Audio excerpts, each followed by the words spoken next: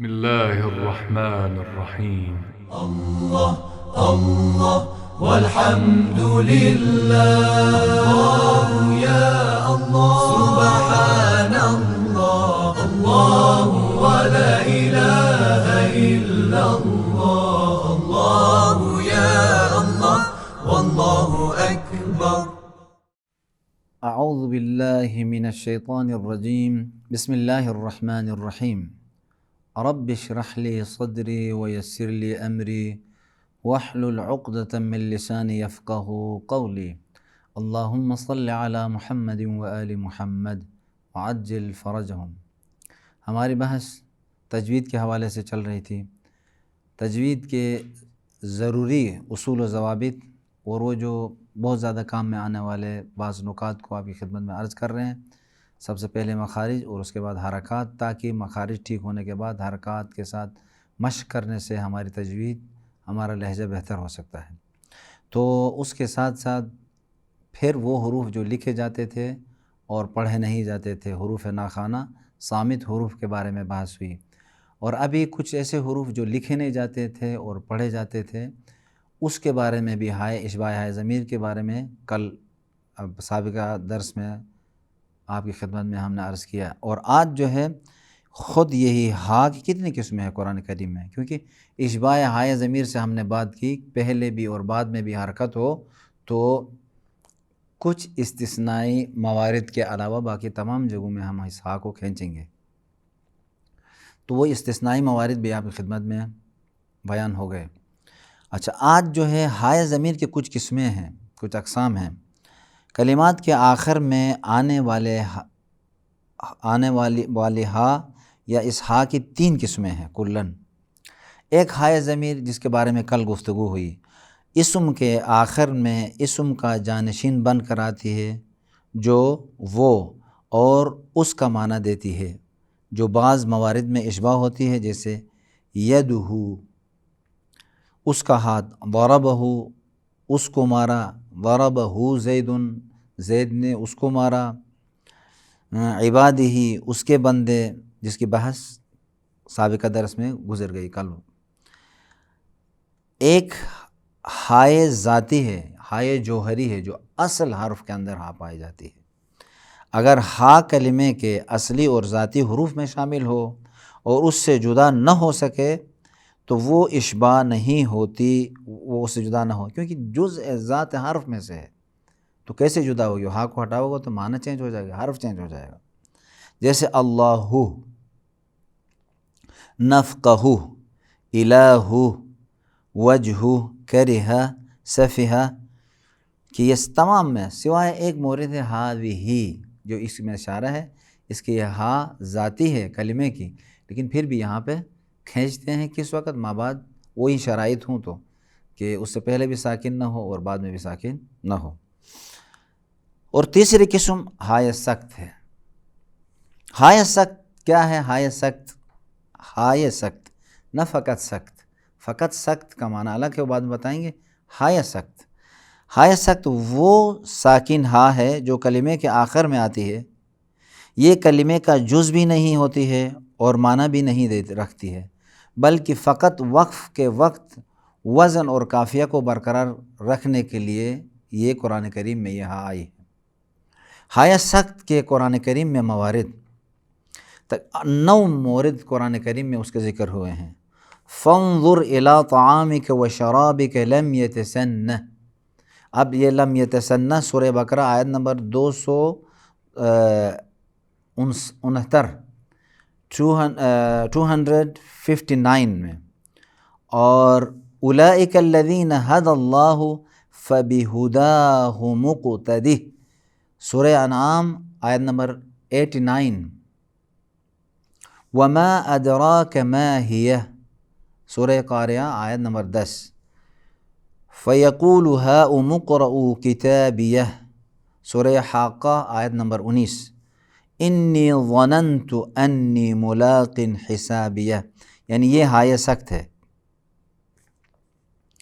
سورہ حاقہ آیت نمبر 20، فیقول یا لیتنی لم اوت کتابیہ، آیت سورہ حاقہ آیت نمبر 25، ولم ادری ما حسابیہ، سورہ حاقہ آیت نمبر 26، ما اغنی عنی مالیہ، سورہ حاقہ آیت نمبر 28، ہلک عنی سلطانیہ، تو یہ سورہ حاقہ آیت نمبر 29 ہے۔ یہاں پر اس ہا کا معنی نہیں ہے، لیکن قرآن کریم میں اس ہا کو لایا ہے، اسے ہائے سخت کہتے ہیں۔ ہائے سخت کا، اب اس سخت کا کے معنی کیا ہے؟ سخت یعنی اس ہائے سخت، خود سخت کا کیا معنی ہے؟ سخت چپ رہنا تھوڑی دیر کے لیے، سکوت، قطع، مختصر سی خاموشی، یعنی ایک آن اور لحظے کے لیے چپ ہو جانے کو کیا کہتے ہیں؟ سخت کہتے ہیں۔ اصطلاح میں سخت سے مراد ہے سانس لیے بغیر تقریباً 1 سیکنڈ کے لیے آواز کو قطع کر کے یا رک کر دوبارہ تلاوت کو جاری رکھنا۔ روایت حفص میں سخت کی 2 قسمیں ہیں، ایک سخت واجب ہے، ایک سخت جائز ہے۔ سخت واجب یہ پورے قرآن کریم میں فقط 4 جگہوں پر واجب ہے، فقط 4 جگہوں پر۔ مثلاً سورہ کہف کی پہلی اور دوسری آیت میں عوجا قیما لینذر، عوجا قیما، عوجا قیما نہیں ملائیں گے یہاں پہ۔ سورہ یاسین کی آیت نمبر 52 من مرقدنا ھذا، یہاں من مرقدنا ھذا فوراً ملا کے نہیں پڑھیں گے، من مرقدنا ھذا، من مرقدنا ھذا ما، اس طریقے سے آگے تلاوت کو ادامہ دیں گے۔ وقیل من راق، سورہ قیامت کی آیت نمبر 27 میں ہے قیل من راق وقیل من راق، یہاں پر اس انداز میں رکنے کو سخت کہتے ہیں۔ کلا بل ران علی قلوبہم، سورہ مطففین آیت نمبر 14۔ یہ 4 موارد ہیں جہاں پہ سخت کرنا ضروری ہے، یعنی رکنا ضروری ہے، تھوڑے سے وقت کے لیے، 1 سیکنڈ یا 1 سیکنڈ سے تھوڑا کم، جتنا بھی ہے، مثلا اس انداز میں وقیل من راق وظن، اس طریقے سے رکنے کو سخت کہتے ہیں، اور یہ ان 4 جگہوں میں واجب ہے۔ اگر نہیں رکیں گے تو معنی میں تبدیلی آتی ہے، اس وجہ سے۔ باقی بعض لوگ کہتے ہیں کہ سورہ حمد میں بھی ہے، یہ بات غلط ہے۔ سورہ حمد میں کوئی سخت نہیں ہے، کیوں؟ قراء 17 میں سے حتیٰ قراءت شاذہ میں بھی کسی نے نہیں کہا ہے کہ یہاں پر رکنا ہے کہہ کے، یہاں پہ یعنی سخت، مثلا الحمدللہ نہیں پڑھیں گے، الحمدللہ رب العالمین، آگے جاری رکھیں، ملا کے پڑھیں گے، رکیں گے نہیں۔ سخت جو جائز ہے اس کے 2 مورد ہیں پورے قرآن کریم میں۔ روایت حفص عن العاصم میں، روایت عاصم میں فقط جو ہے پورے قرآن کریم میں، روایت حفص میں اس کی جو ہے 2 جگہ ہیں۔ ایک تو سورہ انفال کی آخری آیت اور سورہ توبہ کی پہلی آیت ہے۔ سورہ انفال کی آخری آیت یعنی 75 نمبر، اور سورہ توبہ کی پہلی آیت، اس میں ملاتے وقت سخت بھی کر سکتے ہیں اور بغیر سخت کے بھی پڑھ سکتے ہیں۔ والذین آمنوا من بعد وهاجروا وجاهدوا معكم فأولئك منكم أولو الأرحام بعضهم أولى ببعض في كتاب الله إن الله بكل شيء عليم براءة من اللہ، اس طریقے سے رک کر ان اللہ بكل شيء علیم براءة من، یہاں پہ سخت کرنا، یعنی بعض لوگ کہتے ہیں کیونکہ براءتن سے ملانا صحیح نہیں ہے، اسی لیے سخت کرنا یہاں پہ جائز ہے۔ براءة من اللہ ورسولہ الی الذین عاہدتم من المشرکین۔ اور دوسری جگہ جو ہے سورہ حاقہ کی آیت نمبر 28 اور 29 کے درمیان میں ہے ما اغنی عنی مالیہ ہلک عنی سلطانیہ، ان موارد میں جائز ہے۔ بقیہ جو ہے سورہ مطففین آیت نمبر 14، سورہ قیامت آیت نمبر 27 اور سورہ یاسین آیت نمبر جو ہے 52، سورہ کہف کی پہلی اور دوسری آیت میں سخت کرنا واجب ہے، یعنی ایک لہجے اور اس کے لیے رکنا واجب ہے۔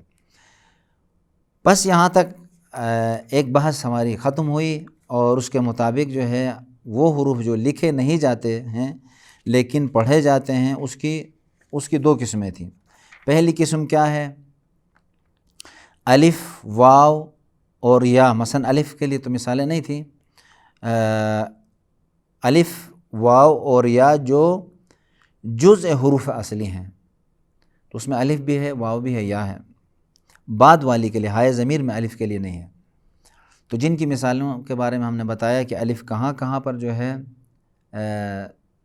پڑھا جاتا ہے لیکن لکھا نہیں جاتا ہے، سابقہ دروس میں بیان ہو گیا۔ اور الف، واو، الف کو نہیں کہیں گے، فقط واو اور یا جزء حروف اصلی نہیں ہیں لیکن اشباع کی وجہ سے، کھینچنے کی وجہ سے ان کو ادا کیا جاتا ہے، تو وہ موارد بھی آپ کی خدمت میں بیان ہوئے۔ کلمات قرآن کے آخر میں ہا کے اقسام ہیں، ہائے ضمیر، ہائے ذاتی اور ہائے سکت، اس کے بارے میں بھی آپ کی خدمت میں عرض کیا۔ اب قرآن کریم کی تلاوت کے حوالے سے کچھ ضروری نکات ہیں، بہت یعنی ان نکات کا کسی تلاوت کرنے والے فرد کے ذہن میں رہنا ضروری ہے۔ اگر نہ بھی ہو تو مسئلہ نہیں ہے، جو چیز سب سے زیادہ مہم ہے کیا ہے؟ مخارج کا صحیح ہونا اور حرکات، لفظ غلط نہ پڑا جائے نماز میں۔ یہ قاری حضرات کے لیے یا دوسرے افراد کے لیے، کیونکہ یہ جائز اور بہتر طریقے ہیں۔ مثلا مندرجہ ذیل الفاظ میں صاد اور سین دونوں کے ساتھ پڑھنا جائز ہے۔ قرآن کریم کے اندر 4 کلمے، 4 الفاظ ایسے ہیں جیسے یبسط، بسطتاً، بسطتاً، المسیطرون، بمسیطر کو 2 طریقوں سے پڑھنا درست ہے۔ جن کلمات میں صاد کے بجائے سین کا تلفظ زیادہ مشہور ہے وہ یہ 2 ہیں۔ جب بھی قرآن کریم میں یبسط کے حرف صاد پر ایک چھوٹا سا سین لکھا ہوا ہو تو اس کلمے میں حرف صاد کے بجائے سین کو تلفظ کریں گے، جیسے یبسط، یبسط کے جگہ میں یبسط پڑھیں گے صاد، اور قاری کی رہنمائی کے لیے صاد کے اوپر ایک چھوٹا سا سین لکھا گیا ہے۔ رسم المصحف میں قرآن کریم کے اندر صاد لکھا گیا ہے، لیکن قاری کو کہتے ہیں اوپر سین لکھا ہے، تو اس کا مطلب یہ ہے کہ سین کے ساتھ پڑھنا بہتر ہے۔ اگر صاد کے ساتھ بھی پڑھے تو کوئی مسئلہ نہیں ہے۔ واللہ یقبض ویبسط والیہ ترجعون، سورہ بقرہ 245 وزادکم فی الخلق بسطہ، بسطتاً، یہ سورہ اعراف آیت نمبر 69، آیت نمبر 79، آیت نمبر 79 69 ہے تو آیت نمبر 69 ہے، اردو میں 69 70، ایک کم 70، آیت نمبر 69 میں سورہ اعراف کی، اس میں وزادکم فی الخلق بسطہ، بسطتاً میں صاد کے اوپر ایک سین لکھا ہوا ہے، اس کا مطلب یہ ہے بسطہ، بس، بس، صاد نہیں پڑھیں گے، بس، صاد، بس، سین۔ جن کلمات میں سین کے بجائے حرف صاد کا تلفظ زیادہ مشہور ہے وہ یہ ہیں۔ قرآن کے ان کلمات میں جیسے المسیطرون، بمسیطر میں حرف صاد، کیونکہ حرف صاد کے نیچے، اب پہلے سین اوپر تھا، اب سین نیچے ہے، چھوٹا سا ایک سین لکھا ہوا تھا تو 2 طریقوں سے پڑھ سکتے ہیں، لیکن صاد کے ساتھ پڑھنا زیادہ مشہور ہے۔ جیسے اوپر ہم کس طریقے سے پڑھتے تھے؟ سین کے ساتھ، اوپر سین لکھا ہوا تھا صاد کے اوپر، تو سین کے ساتھ پڑھنا بہتر تھا۔ صاد کے ساتھ بھی پڑھنے میں کوئی مسئلہ نہیں، کیونکہ رسم مصحف کے اندر، قرآن کریم کے اندر صاد کے ساتھ لکھا ہوا ہے۔ اور المسیطرون، ام عندهم خزائن ربک ام هم المسیطرون، یہاں پہ ساتھ کے ساتھ پڑھنا کیا ہے؟ بہتر ہے.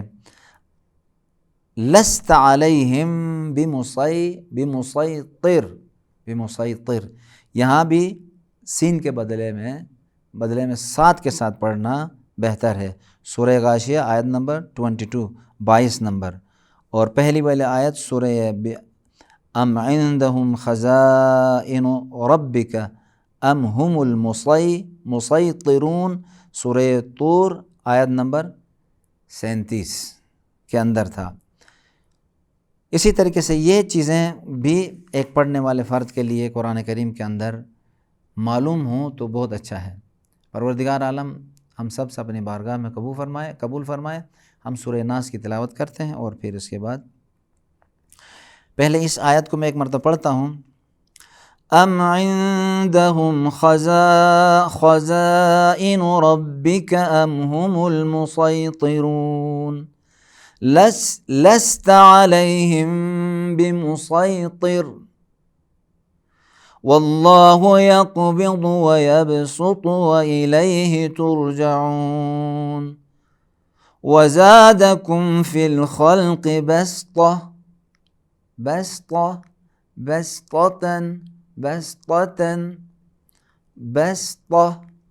تو یہ اس کے حوالے سے آپ سورہ ناس. بسم اللہ الرحمن الرحیم قل اعوذ برب الناس ملک الناس الہ الناس من شر الوسواس الخناس